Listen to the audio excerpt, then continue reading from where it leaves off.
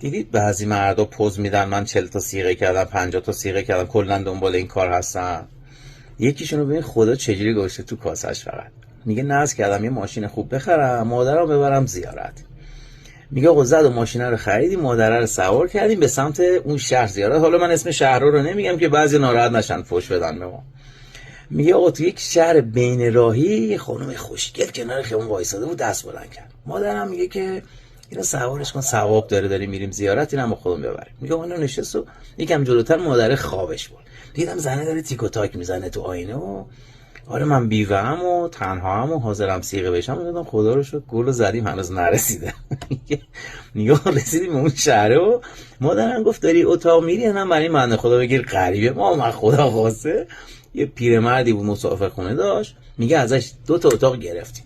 پیرمرد میگه به ما گفتش که پسرم من صیغه هم میخونم اگه میخوای. گفتم خدا رو شکر گل زدی. میگه برای ما یه صیغه هم بود. چه قابلانه من افتاد ببر.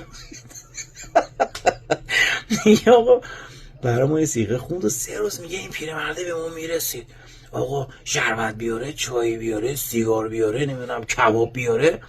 میگه روز سوم موقع خدافظی گفتم حاجی دمت گرم خیلی حال دادی خیلی خوش گذشت. میگه گفت دمت تو هم گرم پسرم تو هم خیلی حال دادی.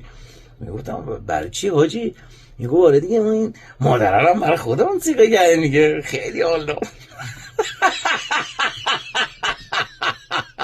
یه منو میگی یه تو مسیر برگشت به خودم فوش میدادم ناراحت مادره رو دستی عروس کرده بودم. میگم منم مادرم شیشه رو داد پایین لبخند میزد میگفت نه خیر ببینی این همه زیارت رفتم هیچ کدوم مثل این بار نچسبید.